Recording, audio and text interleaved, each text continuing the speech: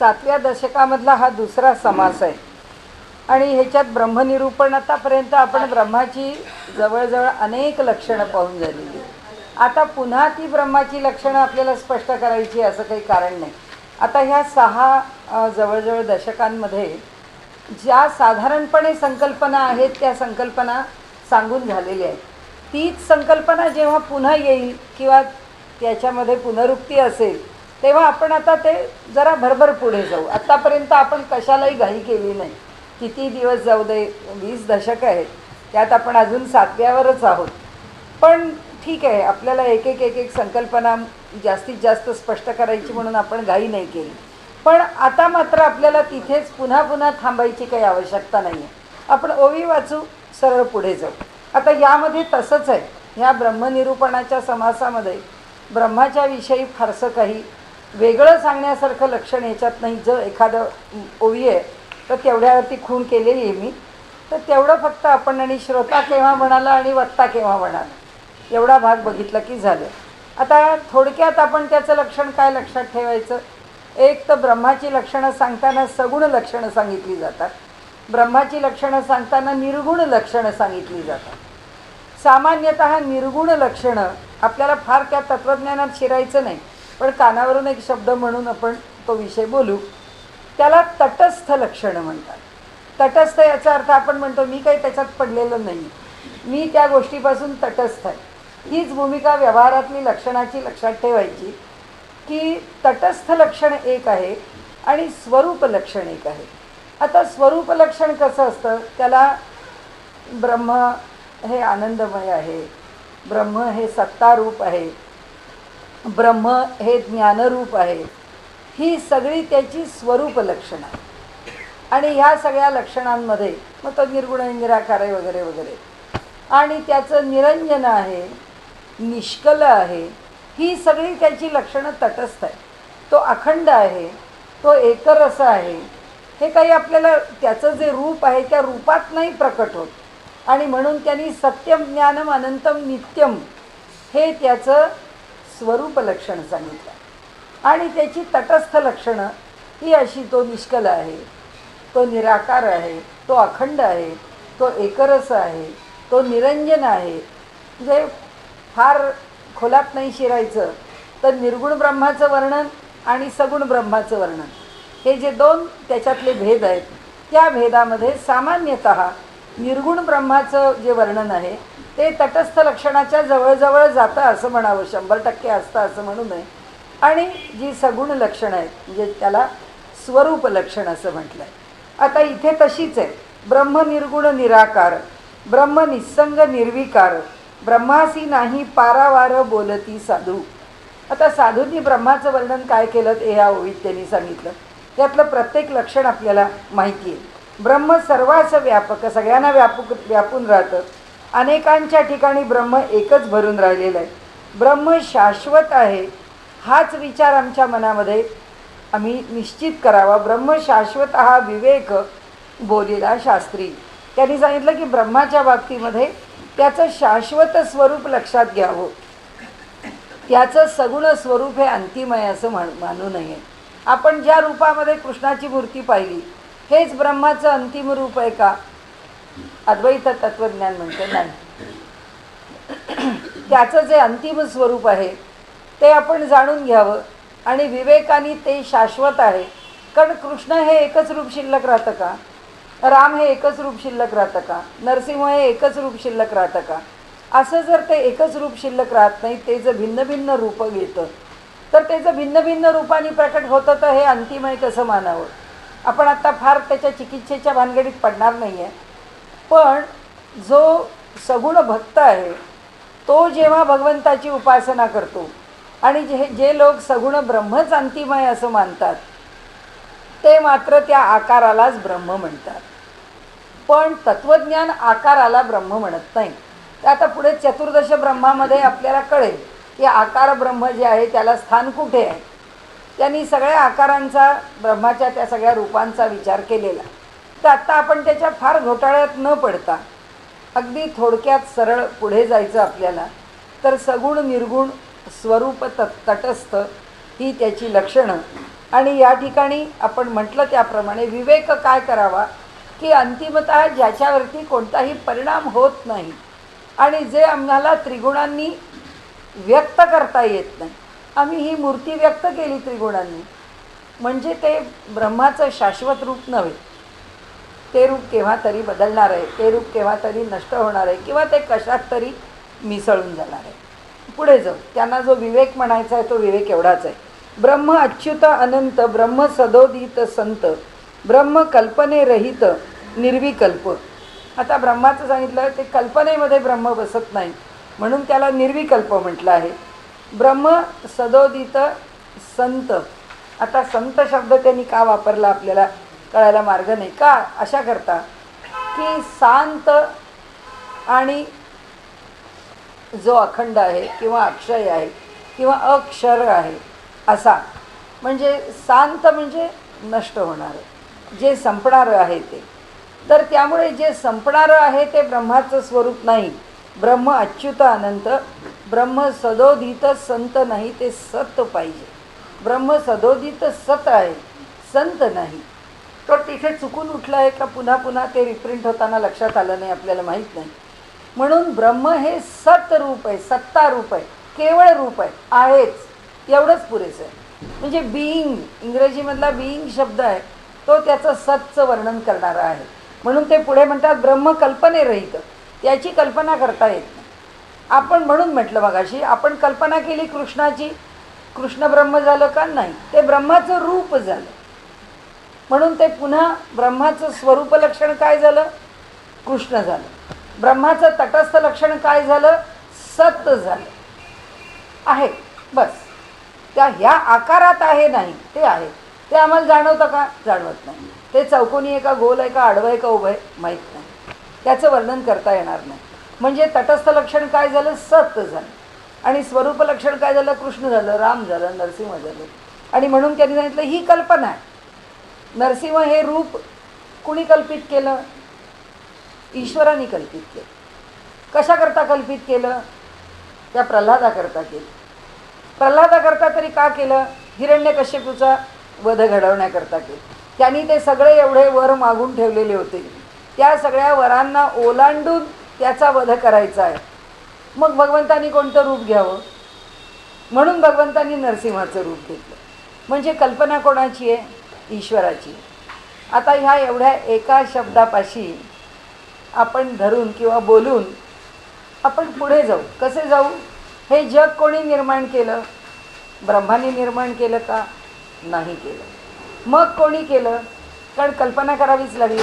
हा देह असा करायचा, ह्याला काहीतरी योजना आहे.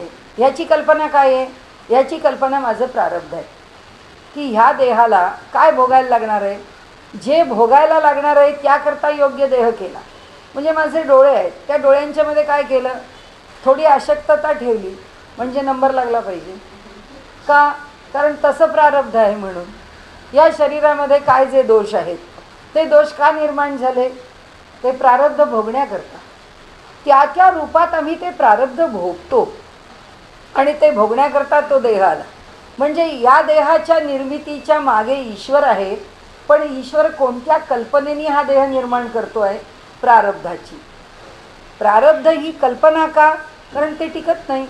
ह्या देहाने जे प्रारब्ध भोगून झालं आता ते या जीवाबरोबर राहणार आहे का, राहणार नाही. म्हणजे मी जर म्हटलं या जन्मात मला एवढे चांगले अनुभव आले, हे प्रारब्ध भोगून सुद्धा मला तसंच राहू दे, मी पुन्हा भोगीन, हे म्हणतं संपलं आता. म्हणजे हे काय आहे, एक प्रकारची कल्पना. कल्पना याचा अर्थ कल्पित. दैव नावाची जी गोष्ट आहे, आम्ही केलेलं कर्म आहे, त्या कर्माचं जे फळ आहे ते काही शाश्वत आहे का, ते शाश्वत नाही आहे. शाश्वत एक परमात्माच आहे. आणि म्हणून आत्ता इथे त्यांनी म्हटलं की कल्पना कुणी केली. आपल्याला एक वाक्य लक्षात ठेवून पुढे जायचं तर आपण जाऊ. ईश्वराने आपल्या कल्पनेने जग निर्माण केलं, ब्रह्माने नाही. ह्या सगळ्या जगामध्ये सगळ्यात जो भरून राहिला तो कोण राहिला, तो ईश्वर राहिला. का राहिला, त्या शक्तीच्या आश्रयाला आला म्हणून राहिला. आणि तिच्या आश्रयाने येऊन तो आमच्या सगळ्यांच्या अंतर्यामी, आमच्या सगळ्यांच्या देहामध्ये तो भरून राहिलेला आहे. तो सगळ्यांच्या देहामध्ये भरून राहतो, तो ईश्वर आहे, ते ब्रह्म नाही. म्हणून आपण आत्ता दोन विषय का मांडले इथे, एक निर्गुण आणि एक सगुण. आपल्याला सोपं नेहमीच्या संकल्पनेत आहे म्हणून. त्याची लक्षणं, कारण तो आम्हाला कसा कळायचा निर्गुण का सगुण? आम्हाला कोणती गोष्ट लक्षणांनी कळेल. म्हणजे कशी, ही वस्तू तापलेली आहे. तापलेली आहे हे कसं कळेल? आपण सांगितलं मला माहिती आहे, मी ते भांडं तापवून ठेवलं. नाही नाही, तुमच्या म्हणण्याप्रमाणे तापलं आहे असं तुम्ही म्हणाल, आम्ही नाही म्हणत. हात लावून पहा. म्हणजे काय झालं? त्या भांड्याचं तापलेलं असण्याचा तो अनुभव आहे. आता अनुभवाशिवाय ते कळणार नाही आहे, कारण पातेलं पातेल्यासारखंच दिसतं आहे. पण ते गरम आहे आणि हे पातेलं गार आहे, ह्या दोघांमधला भेद कशाने कळणार? त्याच्या लक्षणांनी कळणार. हे पाणी आहे, हे पण पाणी आहे. या पाण्यात गुलाबी रंग टाकला आहे, हे पाणी नेहमीचं आहे. तर आपण असं कोणी म्हणेल गुलाबी हे काय सरबत आहे का? तर आपण म्हणून नाही, सरबत नाही आहे, हा फक्त त्याच्यात रंग टाकलेला आहे रंगपंचमीचा खेळण्याकरता. आपण कशावर? सरबताचा रंग हाच असतो, अनुभवा. म्हणजे लक्षण कुणाकुणाचं आहे गुलाबी? त्या सरबताचं पण लक्षण आहे, ते रंगाचं पण लक्षण आहे. समजा कलिंगडाचा रस काढला, त्या रसाचं पण लक्षण आहे.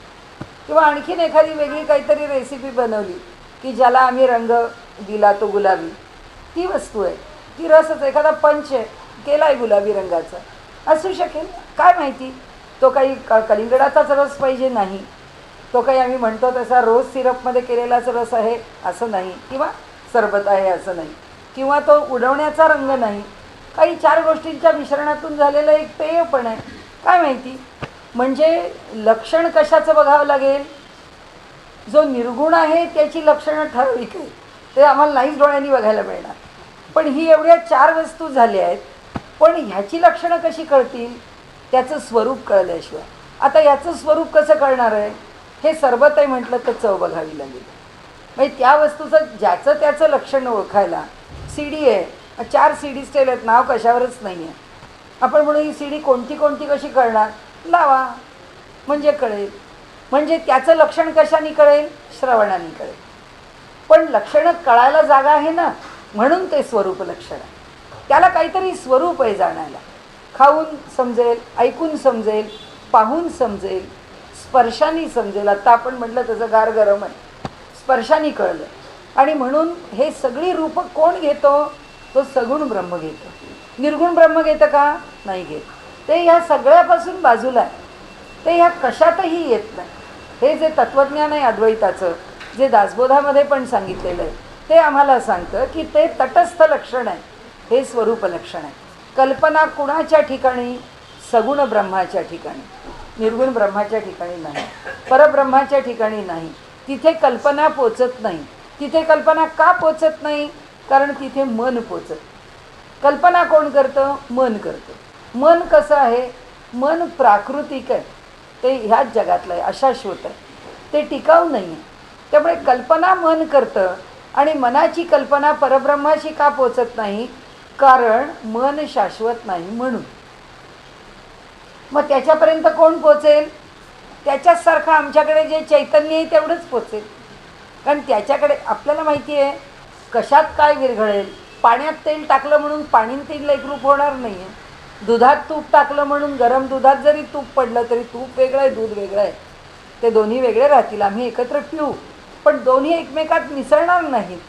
तसंच आहे की त्या चैतन्यापर्यंत कोण जाऊन पोचेल? आमच्याकडे जे चैतन्य आहे तेच पोचेल. आणि म्हणून एक अगदी पक्क लक्षात ठेवायचं की जे परब्रह्म आहे, त्या परब्रह्माला हे सगळं जग निर्माण झालं, ते चाललं, ते संपलं, तरी त्याला काही फरक पडत नाही. त्याच्यापर्यंत काही पोचत नाही. पोचतं कुठे किंवा हे चालवतं कोण?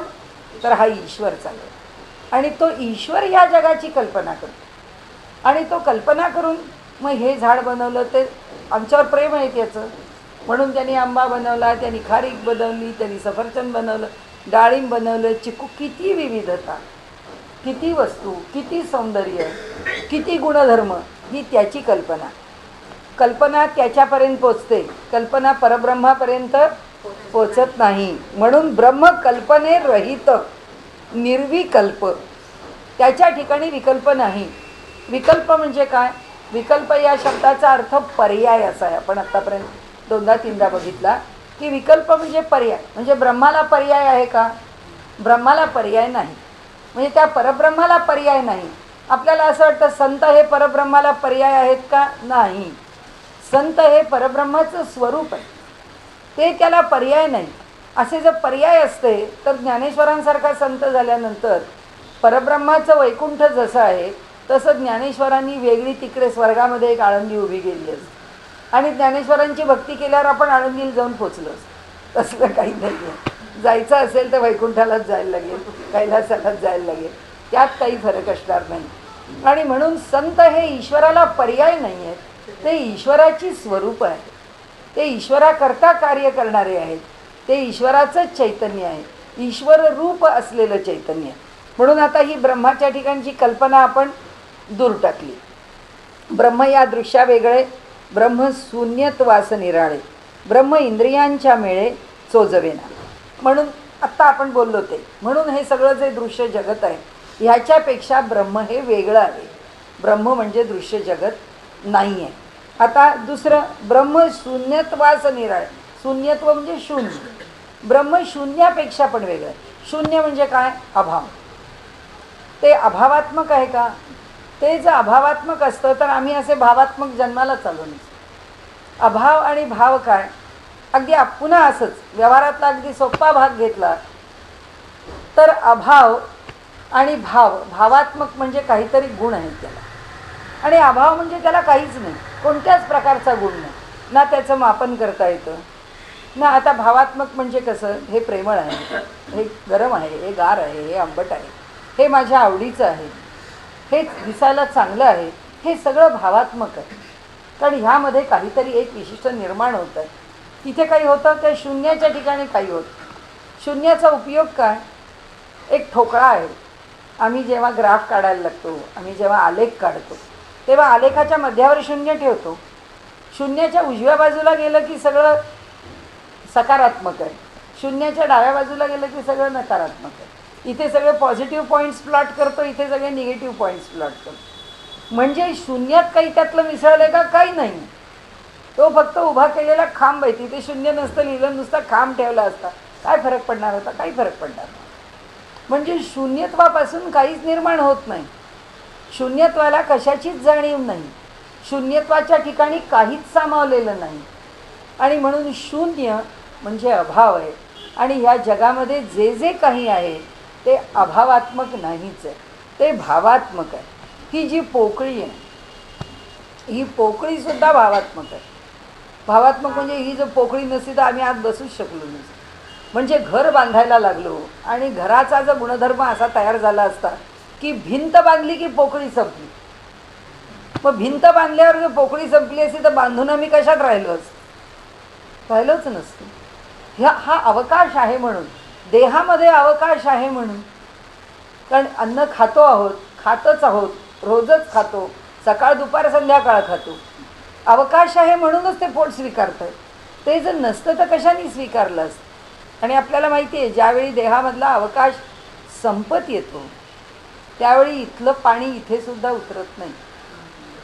म्हणजे डॉक्टर्स उगाच हॉस्पिटलमध्ये ICUमध्ये ठेवलेल्या पेशंटला पाणी द्यायचंच नाही म्हणतात. काय वाटेल? कारण त्यांना माहिती आहे की देणारं पाणी जर इथून आत खाली गेलं नाही तर त्याच्या गुदमरण्यानेच पेशंट मरणार आहे. म्हणून ते पाणी देऊच देत. पेशंटनी खूपच आग्रह केला तर नुसतं तोंडाला जिभेवर कापूसा म्हणतात जिभेवर, पण पाणी देऊ नका. म्हणजे काय झालं? अवकाश पोकळ्या बंद होत आल्या. त्या बंद होत आल्यानंतर आत स्वीकारू शकत नाही, संपतं. म्हणून त्यांनी सांगितलं की ब्रह्म शून्य नाही, ब्रह्म इंद्रियांच्या मेळे चोजवेना. ब्रह्म हे इंद्रियांच्या एकत्रित येणे, 5 इंद्रिय एकत्र आली धरून चाला की शब्द स्पर्श रूप रस गंध करता, डोळे नाक कान रसना सगळं सगळं एक आलं. ते बघू शकणार आहेत का? ते नाही बघू शकणार. ते त्याला जाणवू शकतील का? नाही जाणू. सगळे एक आले तरीसुद्धा इंद्रिय त्या ब्रह्माला जाणू शकत नाही. ब्रह्मदृष्टीचं दिसेना, ब्रह्म मूर्खासी असेना.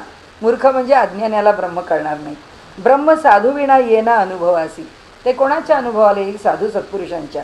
ब्रह्म सकाळाहुनी थोर, ब्रह्म ऐसे नाही सार, ब्रह्म सूक्ष्म अगोचर, ब्रह्माधिकासी. म्हणाले सगळ्यांपेक्षा श्रेष्ठ ब्रह्म आहे. ब्रह्मासारखं सगळ्यात शेवटचं अंतिम सार, सार याचा अर्थच असा की त्या वस्तूमधला टोटल एक्स्ट्रॅक्ट, की त्याच्यापासून काढलेला सगळा त्याचा अर्क. जशी आपण अत्तर बनवतो, अत्तर हा त्याचा सगळ्यात शेवटचा अर्क आहे. इंग्रजीमध्ये तर आपल्याकडे नुसता इसेन्स म्हणून पण भागत नाही, ते त्याला क्विंट इसेन्स म्हणतात. मराठीत पण वापरतो आपण. साराचंही सार असा शब्द आपण मराठीमध्ये वापरलेला आहे, काव्यात वापरला आहे, तत्त्वज्ञानात वापरला आहे, की जे सार आहे त्याचंही पुन्हा सार काढलं आहे असं जे स्वरूप आहे. ते म्हणाले ह्याचा अर्थ काय झाला की हे जे सगळ्यात अंतिम आहे याच्यापेक्षा दुसरं अंतिम संभवत नाही. म्हणजे क्षेत्र कोणतंही असू दे, विषय कोणताही असू दे, अभ्यास कोणताही असू दे, ज्ञान कोणतंही असू दे, हे सगळं जे काही आम्ही प्राप्त करतो त्या सगळ्याचं अंतिम स्वरूप जर काही असेल तर शेवटी हे आहे. आणि म्हणून त्यांनी सांगितलं की ब्रह्म सूक्ष्म अगोचर ब्रह्माधिकासी. म्हणाले ब्रह्माधिकासी या सगळ्या देवतांना सुद्धा, कोणाला, सगळे जे ज्या ज्या म्हणून देवता आहेत, ज्या ह्या सृष्टीचं नियमन करतायत, अष्टवसू आहेत, 11 रुद्र आहेत, 12 आदित्य आहेत, प्रजापती आहे, ब्रह्मदेव आहेत, या सगळ्या मिळून 33 कोटी देवता आहेत. या 33 प्रकारच्या त्या देवता आहेत. कोटी म्हणजे प्रकार. या 33 प्रकारच्या देवतांना सुद्धा ब्रह्म दिसतं का? नाही दिसत. म्हणून ब्रह्मसूत्रामध्ये एक सूत्र आहे की जर ब्रह्माला जाणायचं असेल तर मानवाच्या ठिकाणी अपूर्णता आहे म्हणून तरी मानव ब्रह्माचा विचार करील, पण या देवतांना फक्त सुखच सुख आहे आणि त्यांना इतकं सगळं असताना त्यांना ब्रह्माला जाणावं असं वाटतच नाही. जर त्यांनाही ब्रह्माला जाणायचं असेल तर त्यांनाही साधनाच केली पाहिजे, त्यांनाही उपासनाच केली पाहिजे. म्हणजे ब्रह्मदेवाला सुद्धा उपासना आहे, त्यांना सुद्धा परब्रह्म जाणता येत नाही. म्हणून देवी भागवत वगैरे अशी जी पुराणं आहेत ना, ती पुराणं जर घेतली तर त्याच्यामध्ये संकट आलं. सगळे ब्रह्मदेवाला शरण गेले, ब्रह्मदेव शंकराकडे गेले, ब्रह्मदेव आणि शंकर तिकडे परमात्म्याला म्हणजे परब्रह्माला भेटायला गेले. त्याला भेटणं म्हणजे तो कुठे दिसत नाही. तुम्ही सगळ्या पुराणांमध्ये कथांमध्ये बघा, देवी भागवतात तुम्हाला विशेष बघायला मिळेल की ते तिथे गेले की ध्यान लावून बसतात, समाधी लावतात आणि समाधी लावून एकाग्र मन करून आता त्याची आकाशवाणी होते. कारण कोणत्या तरी रूपात यांना प्रकट झाल्याशिवाय कळतच नाही. म्हणून त्या परब्रह्माच्या ठिकाणी त्या स्थानाकडे जातात.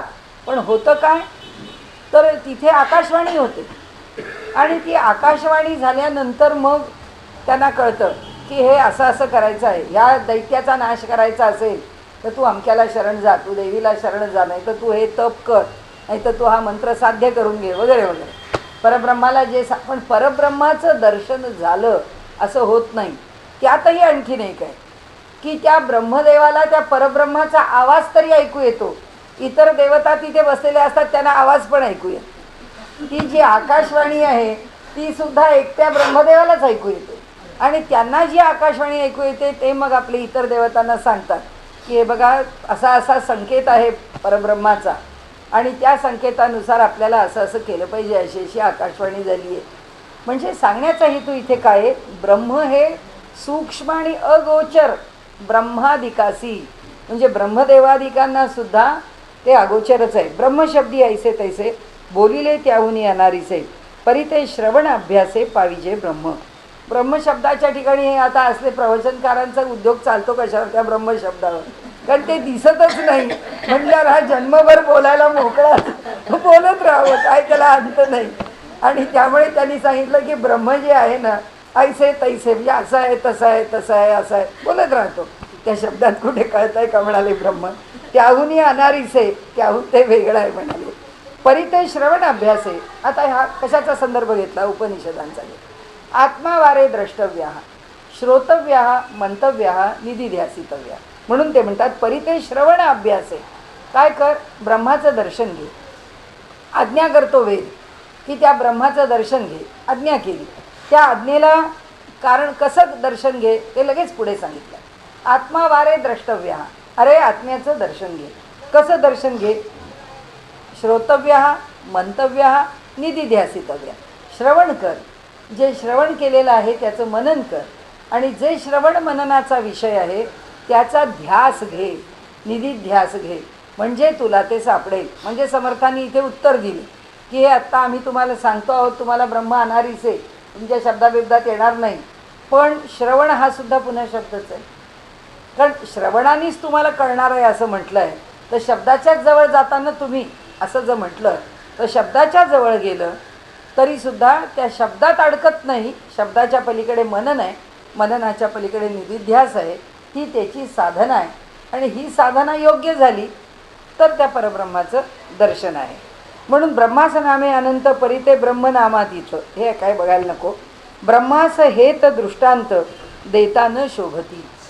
म्हणाले ब्रह्माला काय पुष्कळ नावं दिली तरी ते नावाच्या पलीकडे आहे. तसंच कोणत्याही दृष्टांताने ब्रह्म जाणून घ्यायला गेलो तरी त्या दृष्टांताने ब्रह्म जाणता येत नाही, कारण ते सगळ्याच्या पलीकडे आहे.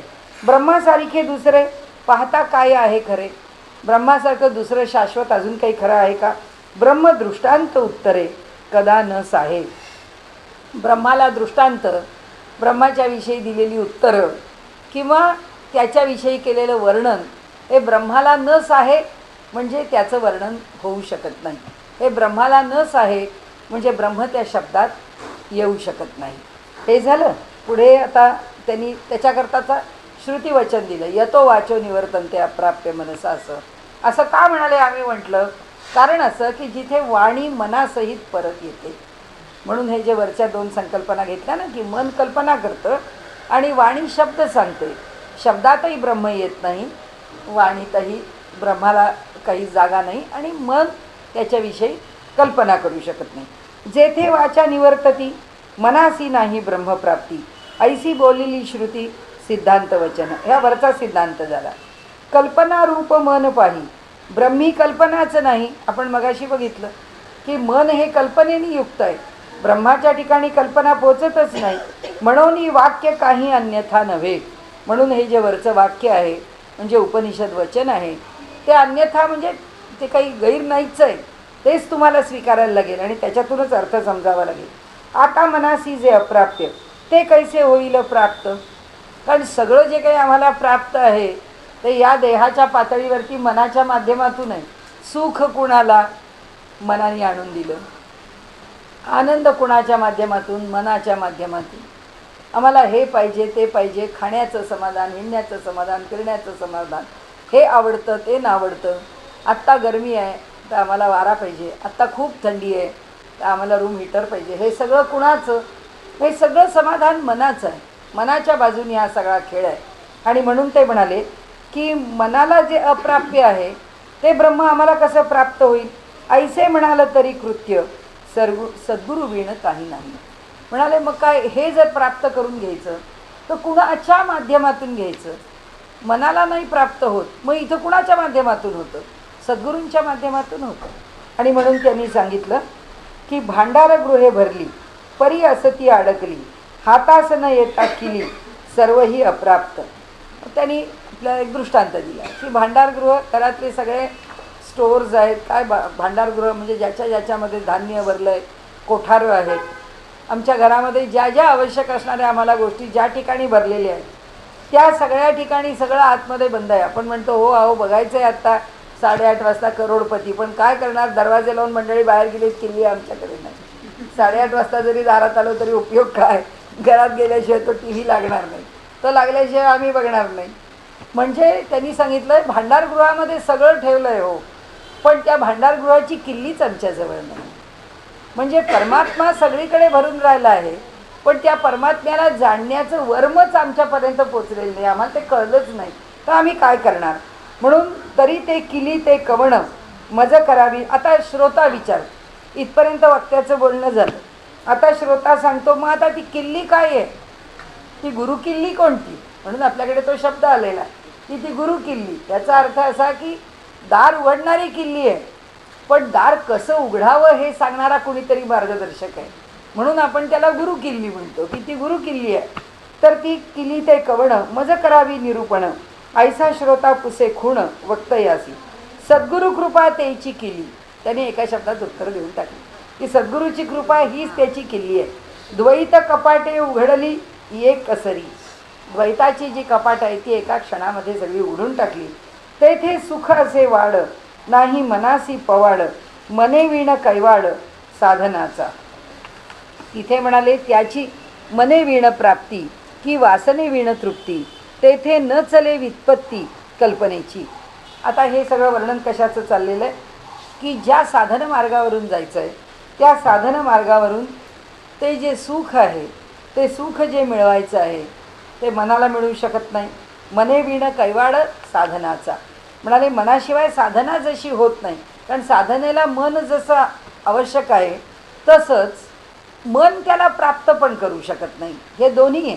म्हणजे त्याच्याशिवाय साधना होत नाही आणि ते थेट शेवटपर्यंत पोचत नाही. त्याची मने वीण प्राप्ती म्हणजे मनाच्या माध्यमातून पुढे जरी गेलं तरीसुद्धा प्राप्ती होताना मात्र ती मनाच्या शिवाय की वासने वीण तृप्ती, कुठलीही अपेक्षा नसताना असलेलं समाधान आहे. म्हणजे वासनारहित समाधान आहे, निरपेक्ष समाधान आहे, निर्द्वंद्व समाधान आहे. ते जे समाधान आहे त्याला कुठल्याही प्रकारचा तरंग नाही. तेथे न चले व्युत्पत्ती कल्पनेची. कल्पनेने तिथे काही प्राप्त होत नाही. कसं प्राप्त होत नाही त्याच्याकरता आणखीन एक आपल्याकडे आपण म्हणतो की ध्यानाच्या माध्यमातून पुष्कळ दृश्य दिसू लागतात. काही वेळा काय होतं, मन शुद्ध झालं की आपल्यातला सत्वगुण वाढला की सत्वगुण वाढल्यानंतर डोळे मिटून जर मनुष्य रोज ध्यानाला बसत असला तर त्याच्या डोळ्यापुढे प्रकाश यायला लागतो. प्रकाशाचा बिंदू येतो, कधी निळसर येतो, कधी पिवळसर तेजस्वी येतो, कधी तो प्रकाशाचा बिंदू गतिमान असतो, कधी तो स्थिर असतो, कधी तो पसरत जातो, काहीही होतं. पण ही जी सगळी गोष्ट आहे किंवा हे जे सगळं होतं हे कुठपर्यंत नेतं हे त्या मार्गावर नेत असतं. कारण सात्विकता अंतःकरणाची वाढत चालली हे कळतं. पण त्याचबरोबर त्यांनी इथे म्हटलं आहे तसं की तेथे न चले व्युत्पत्ती कल्पनेची. आता मग माणूस कल्पना काय करायला लागतो, ते जे तेज डोळ्यापुढे दिसतं ते माणूस म्हणतो की आता हे मला नुसतं तेज नाही दिसत, या तेजाची गणपतीची मूर्ती बनली, या तेजाची सद्गुरूंची मूर्ती बनली, असं त्याला वाटायला लागतं. आणि कल्पना तिथे करतो, कल्पनेने तो दिसत नाही. रामकृष्णांनी म्हटलं आहे की जर मिटल्या डोळ्यापुढे जर दिसायचं असेल, म्हणजे ध्यानाची सुरुवात आहे त्यांच्या मते, ध्यानाच्या सुरुवातीला तेजोमय आपल्याला आवडणाऱ्या आराध्य दैवताची 3 डायमेन्शनल मूर्ती पाहिजे. आपण जसे आहोत तसे. चित्र दिसतं तसं नाही. चित्र आहे ही कल्पनाच आहे. आणि ती 3 डायमेन्शनल मूर्ती कशी येते, डोळे उघडे ठेवले तरी राहते, डोळे मिटले तरी ती असतेच. डोळे मिटल्यावर ती समोर येईल यात नवल नाही, पण डोळे उघडे ठेवले तरी असते. म्हणजे ध्यान कसं करावं किंवा ध्यानात आपली प्रगती कशी समजावी, तेव्हा असं विचारल्याबरोबर आपल्याला आपले गुरु सांगतात की हे बघा, डोळ्यापुढे मूर्ती येते का, डोळे उघडले तरी मूर्ती राहते का, इथपर्यंत पोचान मग बोला. त्याचं कारण काय त्याचं कारण काय आहे, त्याचं कारण एकच आहे की जोपर्यंत डोळे मिटले आहेत आणि मिटलेल्या डोळ्यापुढे सात्विकता वाढत चालली, काही कल्पना निर्माण होऊ शकते आणि निर्माण झालेली कल्पना काही रूप निर्माण करते. ते जे निर्माण केलेलं रूप आहे ते ध्यानात निर्माण झालेलं रूप.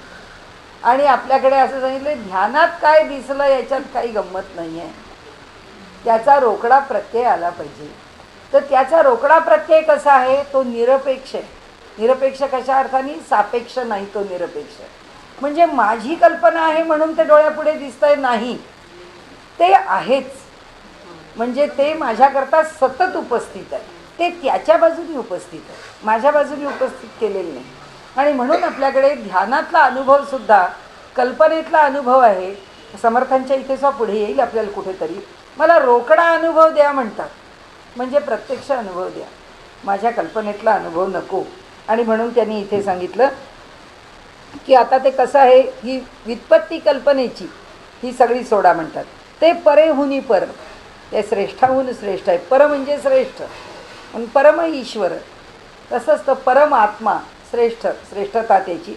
मनबुद्धी अगोचर बोललो आपण. संग सोडिता सत्वर पाविजे ते. संग कशाचा, प्रकृतीचा संग सुटला की ते लगेच सापडलंच. प्रकृती म्हणजे हे सगळं या जगाशी संबंधित असणारे प्रत्येक गोष्ट जी आमच्या मनाशी निगडीत आहे, बुद्धीशी निगडीत आहे, आमच्या देहाशी निगडीत आहे, आमच्या वृत्तीशी आहे, आमच्या कल्पनेशी, आमच्या भावभावनांची, आमच्या वासनांशी, अनेक आहे. त्याचे अनेक आयाम आहेत, अनेक गोष्टी आहेत की ज्याच्याशी ती निगडीत आहे. त्यांनी सांगितलं संग सोडावा आपुला मग पहावे तयाला. आता ते सद्गुरू किंवा जे कोणी ते श्रोत्यांनी ज्या वक्त्याला प्रश्नांनी वक्ता म्हटलं आहे त्याला, तो वक्ता आता याला उपदेश करतो. वक्ता श्रोत्याला सांगतो की बाबा आता हे लक्षात ठेव की संग सोडावा आपला, आपल्या देहाशी असलेला संग सोडावा मग पहावे तयाला, मग त्याला पाहावं. अनुभवी तो या बोला सुखावेलगा. म्हणाले हा जो अनुभव आहे, अनुभवी तो या बोला सुखावेलगा. म्हणाले आपण म्हणजे मीपण, मीपण म्हणजे जीवपण, जीवपण म्हणजे अज्ञान संग जडला. आता संघाचं उत्तर खाली दिलं. इथे काय पहिल्यांदा सांगितलं संग सोडा आणि मग त्याला पहा, आणि त्याला पाहिल्यानंतर ते जे अनुभव आहेत ते सुखाचे अनुभव आहेत ते घ्या. पण ते घ्यायला संग सोडा म्हणजे कशाचा सोडा? जीवपणा म्हणजे अज्ञान. मी जीव आहे हा जो बेसिक विचार आहे, अगदी मुळात गेले आता ते वरवरचे संग सोडा नाही, तुमचं क्रोध सोडा, लोभ सोडा, मोह सोडा, ते म्हणले आता पुष्कळ वेळा सांगून झालं, आता काय सांगायचं. आता ते म्हणाले माझं जीवपण विसरा, शिवपणा असं. म्हणून अज्ञान संग जो आहे तो सोडा. सोडिता तया संघासी ऐक्य होये निसंगासी. ऐक्य म्हणजे त्याच्याशी एकरूपता, निसंगासी म्हणजे कशाशीच जोडलेलं नाही. मग कशाशी जोडला? ऐक्य होये निसंगासी म्हणजे त्या परमात्म्याशी जो निसंग आहे, जो त्रिगुणाच्या पलीकडे आहे त्याच्याशी. कल्पनेविण प्राप्तीसी अधिकार ऐसा. म्हणून कुठल्याही कल्पनेच्या पलीकडे जाऊन जे प्राप्त होतं त्याच्याकरता अधिकार कशाने येतो? निसंग झाल्याने. आता मी कोण ऐसे नेणीजे तया नाव अज्ञान बोलीजे. दोन गोष्टींचं स्पष्टीकरण दिलं. एक संग म्हणजे काय दिलं, दुसरं अज्ञान म्हणजे काय दिलं. संग म्हणजे जीवभाव, जीवभाव हा संग झाला, ते अज्ञान आहे. मग अज्ञान म्हणजे काय? त्यांनी सांगितलं की मी कोण ऐसे नेणीजे, मी कोण आहे हेच कळत नाही, हेच आमचं अज्ञान आहे. मी आत्मा आहे हे आम्हाला कळतच नाही, हेच आमचं अज्ञान आहे. आमचं मी म्हणजे माझं नाव, मी म्हणजे माझं घर, मी म्हणजे माझ्या भोवतीच्या सगळ्या गोष्टी, मी म्हणजे माझ्या अधिकारातल्या गोष्टी, मी म्हणजे माझे गुण, मी काय, आम्हाला जेवढं चिकटवून घेतलं आहे तेवढं सगळं. आणि म्हणून अज्ञान गेली या पाविजे परब्रह्म. आता उत्तर दिलं. देहबुद्धीचे थोरपणा परब्रह्मी न चले जाणं. पुष्कळ आपल्या देहाचा गौरव केला, पुष्कळ आपल्या परिस्थितीचा गौरव केला, पुष्कळ आपल्या भाग्याचा गौरव केला, पुष्कळ आपल्या गुणांचा गौरव केला. तेवढे परब्रह्माला ह्याच्याशी काय करायचं? त्याला ह्याच्याशी काही घेणं देणं नाही आहे. तेथे होत असे निर्वाण अहमभावासी. मग तिथे काय होतं? तिथे अहंकारच संपतो. म्हणजे मीपणाची जाणीव संपलीच पाहिजे कोणत्याही स्थितीत. उंच नीच नाही परी, राया रंका एकच सरी, झाला पुरुष अथवा नारी एकची पद. तिथे भेदभाव शिल्लक राहत नाही. ब्राह्मणाचे ब्रह्म ते सोवळे, शूद्राचे ब्रह्म ते ओवळे, ऐसे वेगळे आगळे तेथे असे चिन्हा. म्हणजे व्यवहारात आहे की ब्राह्मण जो कोणी आचार संपन्न आहे त्याच्या घरामध्ये देवता मूर्ती, त्याचं देवघर सगळं सोहळ्यात असतं, त्याला कोणी शिवायला जात नाही. त्याच्या देवतांची उपासना तो वैदिक मंत्रांनी करतो. म्हणाले दुसरा आहे की जो इतका आचरणाची शुद्धी पाळत नाही, ज्याला वैदिक मंत्र म्हणता येत नाहीत, तो व्यवहाराच्या पातळीवर काय म्हणतो? माझी जाणई आहे, माझी जाखाई आहे, माझा फिरस्ता आहे, माझ्या साती आसरा आहेत, माझा म्हसोबा आहे. काय त्याच्या ज्या देवता आहेत त्या देवता काय मागतात किंवा तो काय देतो तो म्हणतो, आणि आम्ही त्याच्याही पुष्कळ खाली येतो. नाथानी त्याची चेष्टा आपलीच केली. भवानी आई रोडगा वाहीन तुला असं म्हणताना ती जी कोण त्याची भवानी देवता आहे, कशाकरता रोडगा व्हायला निघाला? नंदेचं कार्ट किरकिर करतंय, खरूच होऊ दे ग त्याला, भवानी आई रोडगा वाहीन तुला.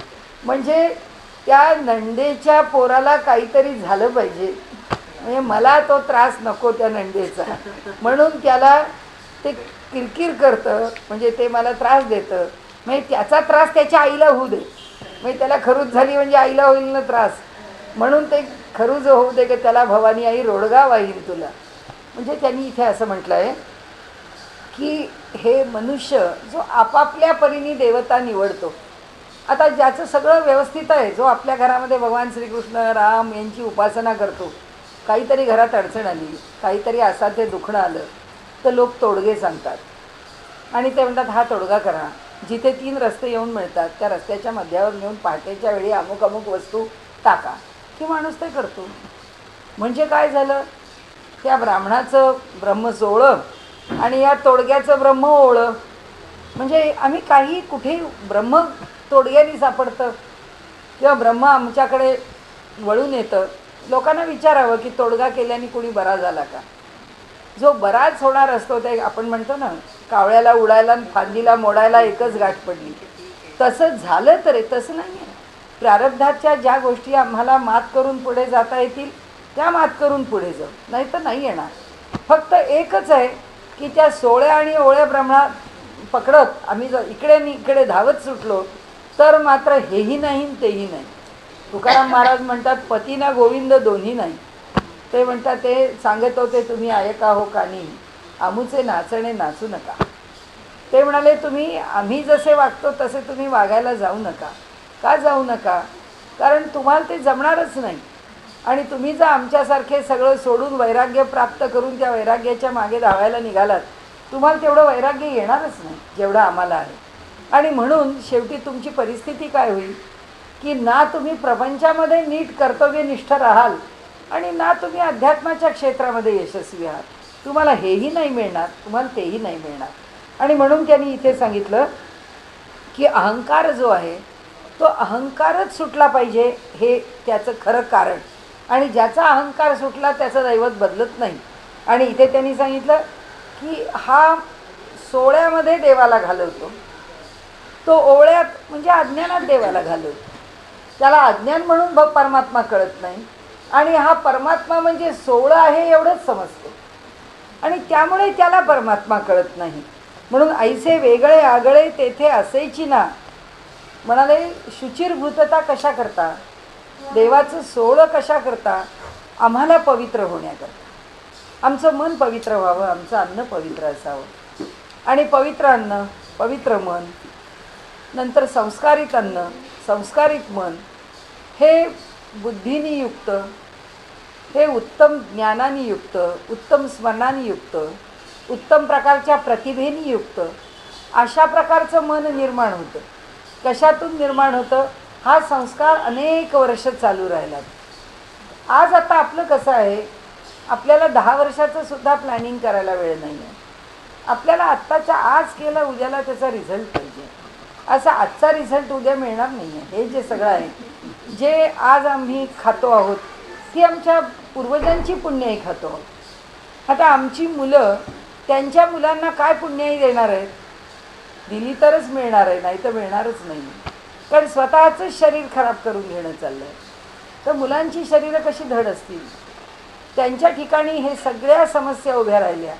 त्या उभ्या राहण्याचं कारण काय असेल, कारण एकच असेल की त्यांना जे हट्टकट्ट शरीर द्यायला पाहिजे, हट्टकट्ट मन द्यायला पाहिजे, बुद्धी द्यायला पाहिजे, त्याचं सामर्थ्य द्यायला पाहिजे.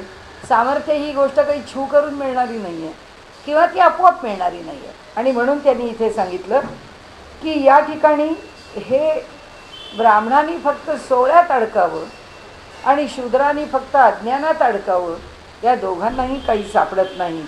आणि हे उच्च नीच, उंच ब्रह्म ते रायासी, नीच ब्रह्म ते परिवारासी, ऐसा भेद तयापासी मुळीच नाही.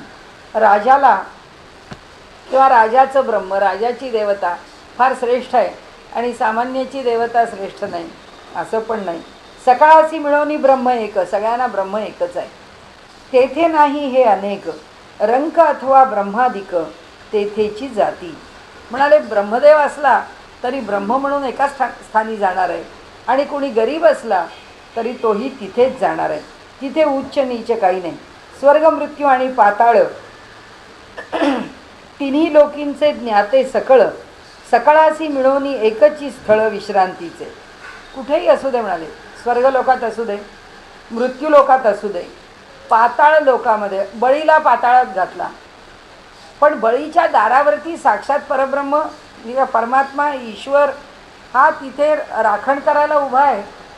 कारण तो म्हणाला तू जे माझ्या ऋण करून ठेवलं आहेस त्या ऋणाची मी फेडच करू शकत नाही. कारण तुला दान मागायला आलो मी पृथ्वी, 3 पावलामध्ये मी दुसरा दान घेतलं स्वर्गाचं, आता तिसरं पाऊल कुठे टाकू, दान द्यायला तुझ्याकडे काही शिल्लक राहिलं नाही. तो म्हणाले माझं मस्तकच आहे, याच्यावरच पाय ठेवा. तू सर्वस्वाचं दान मला देऊन टाकलंस. आता परमात्मा हा भक्त पराधीन आहे आणि त्यामुळे भक्ताला वश आहे. तो त्या बळीला वश आहे. तो म्हणाला तुझा उपकार माझ्यावरचा कधीच फिटणार नाही. मग मी काय करू तुझ्याकरता? तुला पाताळात घातला खरा, कारण तुझ्या प्रवृत्तीमुळे घातला.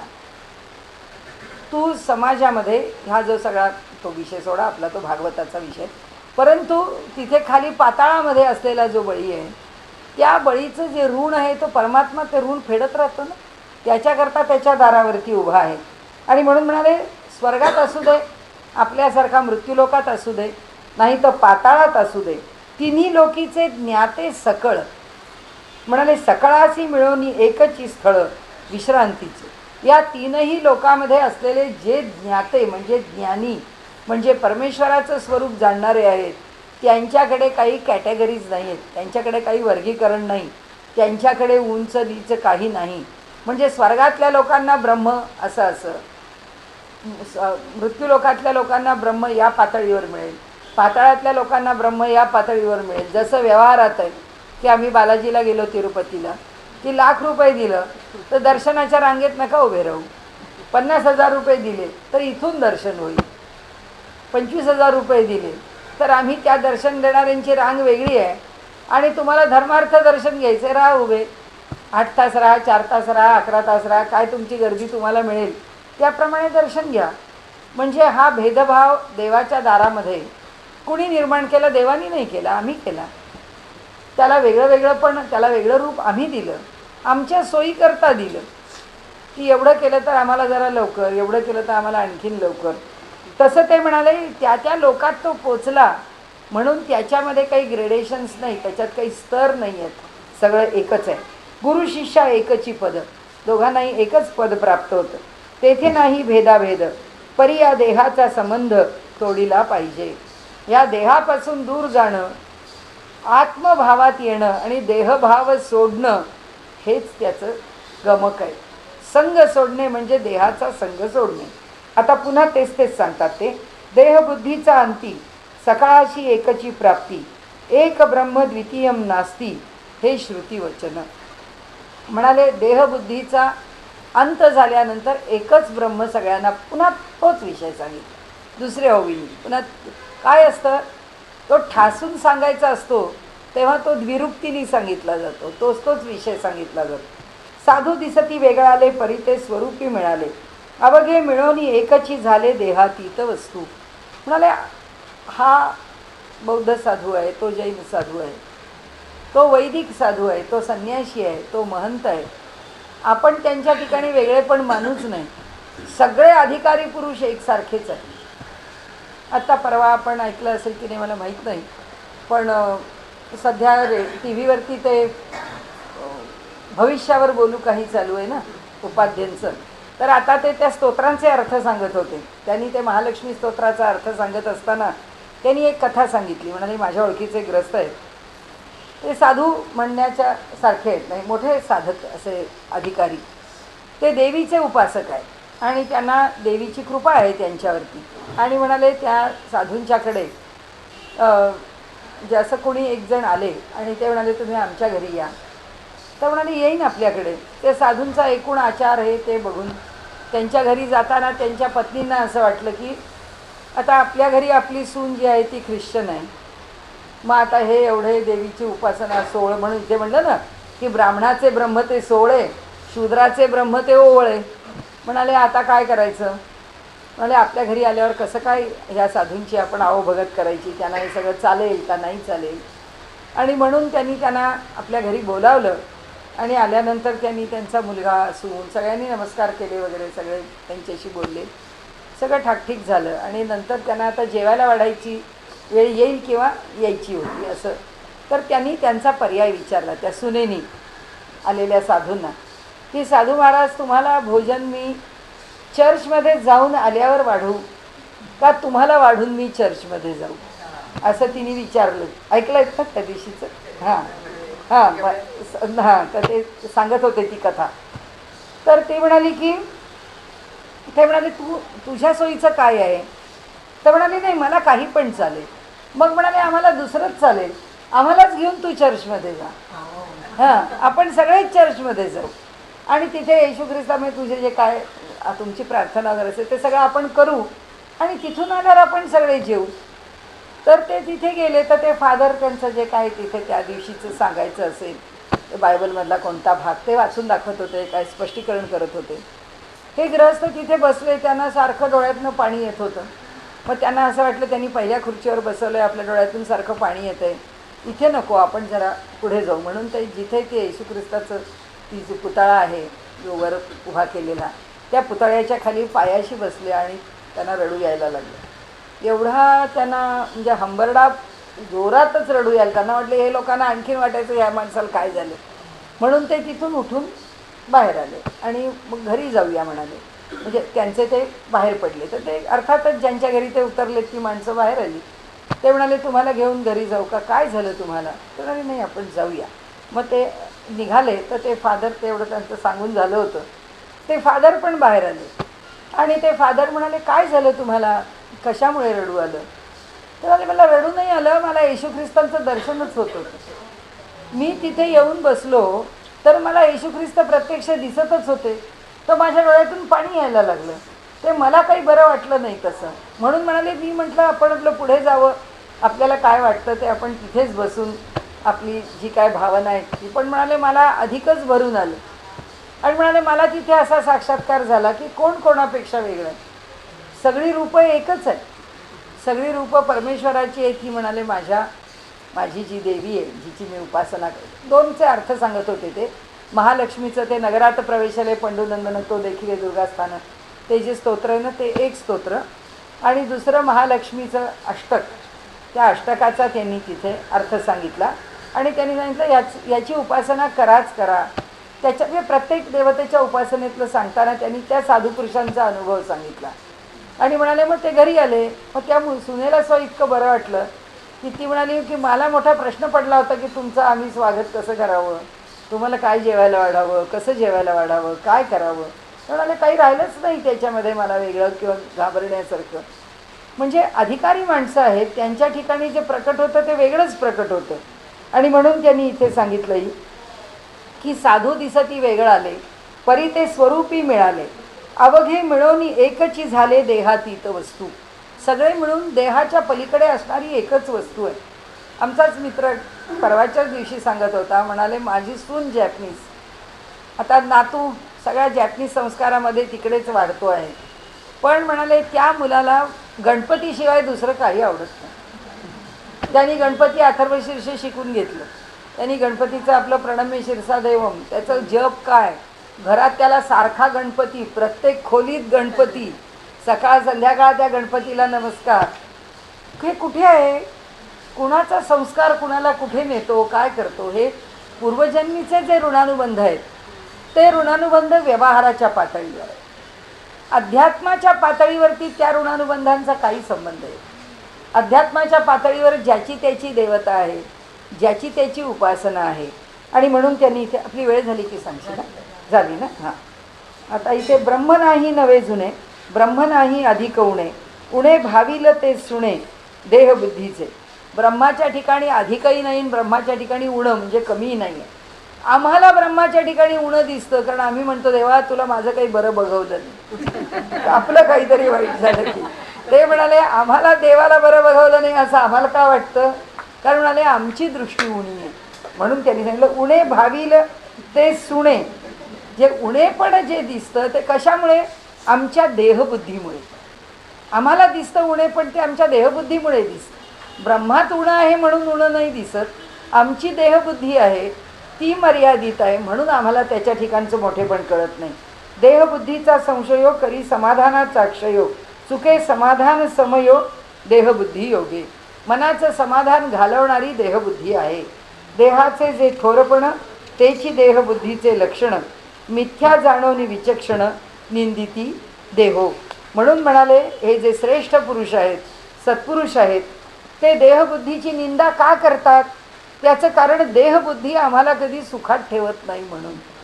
म्हणजे असं म्हटलं ना की समर्थांनी किती देहाला विटावं, किंवा ह्या आमच्या साधू सत्पुरुषांनी देहाला का नावं ठेवावी? मला देह देह आहे म्हणून नावं ठेवत नाही, मनाचं समाधान घालवतो म्हणून त्याला तुम्हाला नावं ठेवून सांगितलं म्हणाले. आमच्या शब्दात त्यांनी आम्हाला सांगितलं की बाबांनो असं केलं तर तुमच्याच मनाला दुःख होईल, तुमच्याच मनाचं समाधान ढळेल. आणि इथे थांबूया आपण.